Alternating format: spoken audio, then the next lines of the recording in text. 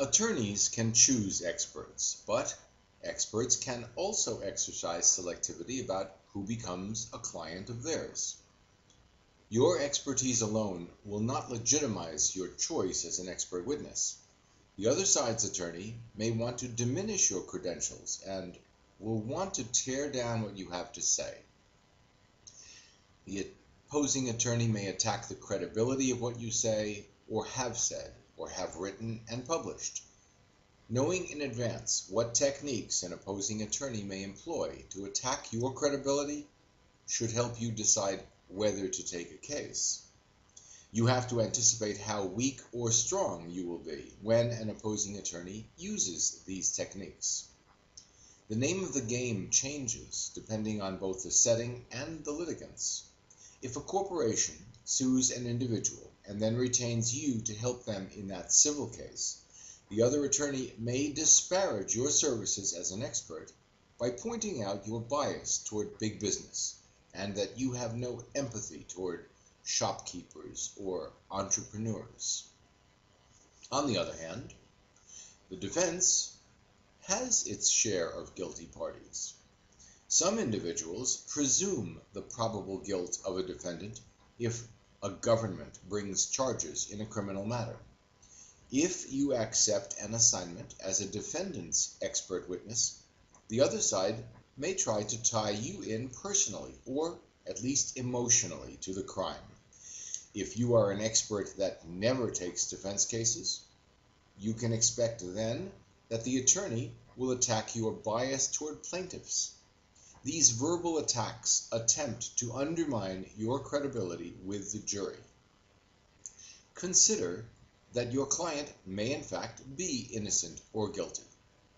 Attorneys do not know if they have an innocent or guilty client until they learn more about the case during the discovery phase. Neither will you. You have to perform your analyses objectively and apply your expertise to whatever you discover. As a tactic, sometimes you will be helping a guilty party. You may not feel good about that, so you just have to feel good about the work you will be doing. If you do have a bias, you can still choose the cases and clients that you accept, but you should not advertise the bias. It will not matter whether you have what sounds to you like a legitimate reason. Attorneys will paint you to the jury as biased toward one side or the other. They will use that to characterize you as not objective and therefore not believable.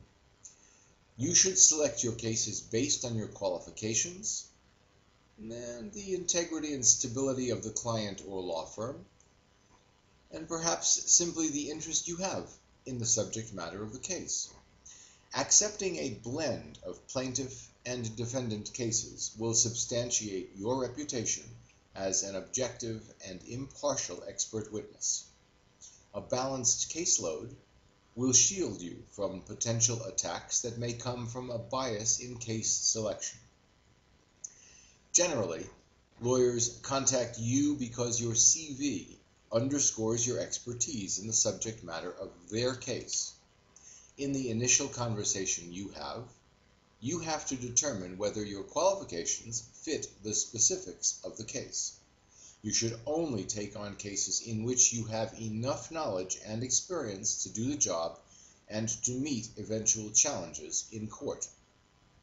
Furthermore, you may reach a point when you no longer have the time to do the work. You first have to assess the job and then assess your qualifications for that job. You must also have the time for both the introductory work as well as any necessary follow-on reporting and testimony. It will frustrate you and damage your reputation if you could have done the job well, but simply did not have the time to do it right.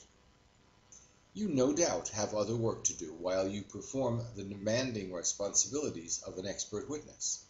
Do not take on a case unless you are confident that you will have the time and energy to pursue the case fully.